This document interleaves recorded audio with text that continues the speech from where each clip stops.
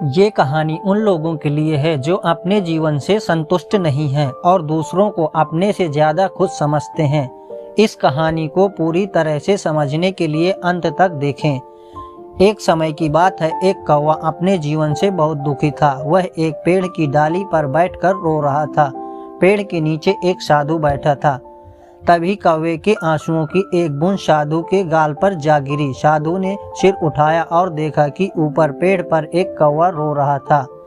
साधु ने उसे पूछा, क्या बात है मेरे दोस्त, तुम क्यों रो रहे हो? कौवे ने कहा, हे बुद्धिमान, मैं अपने जीवन से बहुत परेशान हूँ। कोई मुझसे प्यार नहीं करता, लोग मुझे लज्जित करके दूर भगा देते हैं, कोई मुझे खाने को नहीं देता, सब लोग मुझसे नफरत करते हैं। ऐसे जीवन से तो मौत ही बेहतर है। कौवे की बात सुनकर साधु का हृदय करुणा से भर गया। उसने कौवे से कहा, मेरे दोस्त, हम जिस भी परिस्थिति में हैं, हमें खुश रहना सीखना चाहिए। लेकिन कौवा साधु की बात को नहीं समझा और रोता रहा।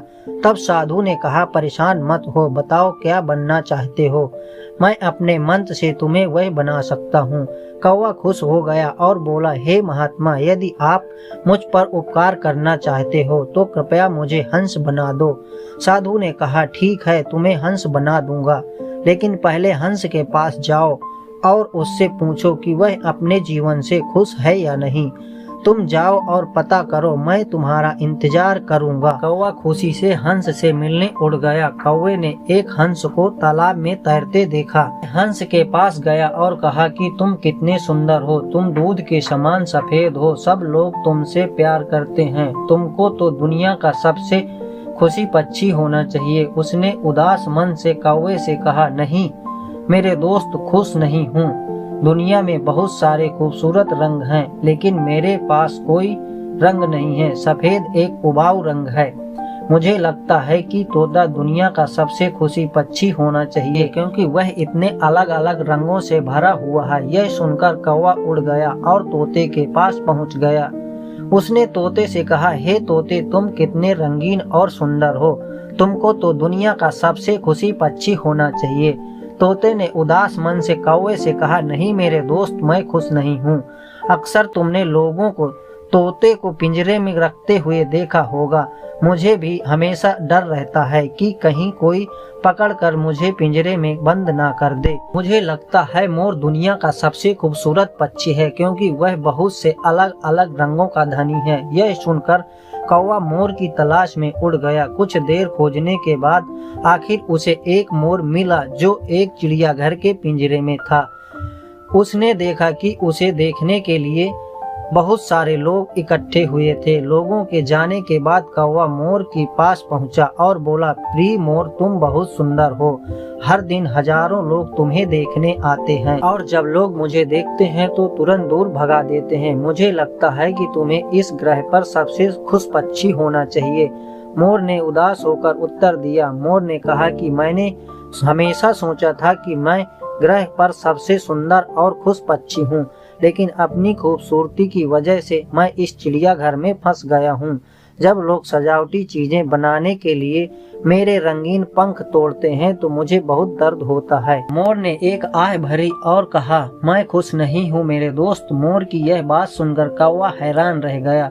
कौवे ने मोर से पूछा, अगर तुम खुश नहीं हो तो तुम्हें क्या लगता है कि दुनिया का सबसे खुश पक्षी कौन है? मोर ने कहा कि मैंने बहुत ध्यान से इस चिड़ियाघर की जांच की है।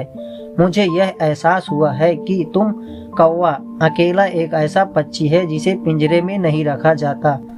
लोग तुम्हें पकड़ने और पिंजरे में फंसाने की कोशिश नहीं करते। मैं पिछले दिनों यही सोच रहा हूँ कि अगर मैं एक कौवा होता तो खुशी खुशी हर जगह घूम सकता और मैं आजाद हो जाता। यह सुनकर कौवा वहाँ से उड़ गया और आज पहली बार कौवा होने पर खुशी महसूस कर रहा। कौवा साधु के पास वापस आया और बोला कि हे बुद्धिमान, मुझे कुछ नहीं बनना है, मैं जो हूँ जैसा हूँ वैसा ही ठीक हूँ। यह बोलकर कौवा खुशी खुशी उड़ गया। अगर हम हमारे जीवन को देखें तो हम पाएंगे कि यह हमारी भी समस्या है।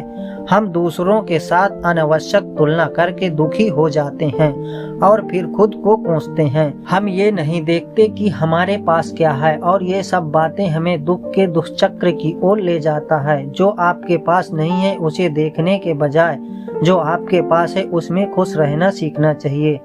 हमेशा कोई ना कोई ऐसा होगा जिसके पास आपसे कम या ज़्यादा होगा।